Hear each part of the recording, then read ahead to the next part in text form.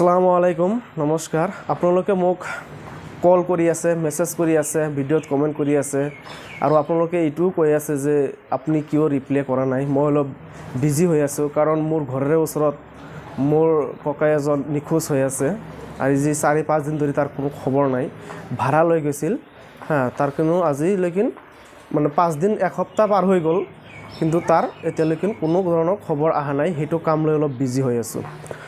তো বন্ধু-বান্ধৱীসকল আজিৰ মেইন টপিকটো হল মেৰ কোম্পানীৰ পৰা আপোনালোকে উইথড্ৰ মাৰিছে কিন্তু 24 ঘণ্টা পাৰ হৈ গৈছে এতিয়ালৈকে আপোনালোকৰ যেটো ফ্ৰজেন এমাউন্ট তাতেই ফ্ৰজেন এমাউন্টত দেখুৱাই আছে কিন্তু আপোনালোকৰ পইচাখিনি OKX-ত বা বাইনেন্সত যিকোনো ধৰণৰ এক্সচেঞ্জ যাৰ লগত আপোনালোকে লিংক কৰিছে তাতে ক্ৰেডিট হোৱা নাই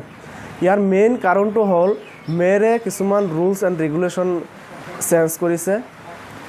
rules and regulations মাজত হল 24 ঘণ্টা যেটো এটো 36 ঘণ্টা লৈকিন বঢ়াই লৈছে ঠিক আছে আপোনালোকে যদি এতিয়া উইথড্ৰ মাৰে 36 ঘণ্টা পিছতহে আপোনালোকৰ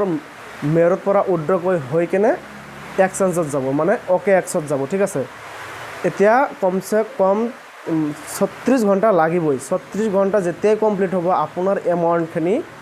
OKX-ত যায় ক্ৰেডিট হ'ব আপোনালোকে কোনো ধৰণৰ চিন্তা কৰিব নালাগে আপোনালোকে বিন্দাস কৰি আছে কৰি থাকক কিন্তু বস্তুটো কিন্তু বহুত ৰিস্কি হয় আপোনালোকে চাই চিন্তি কৰিব ঠিক আছে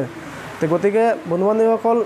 এটোৱে মেইন টপিক আছিল তো গতিকে আপোনালোকে চিন্তা কোনো কাৰণ নাই 36 ঘণ্টা কমপ্লিট হলে আপোনালোকৰ পইচাখিনি OKX-ত ক্ৰেডিট হৈ যাব তো আজিৰ ভিডিঅ'টো ইমানলৈ ধন্যবাদ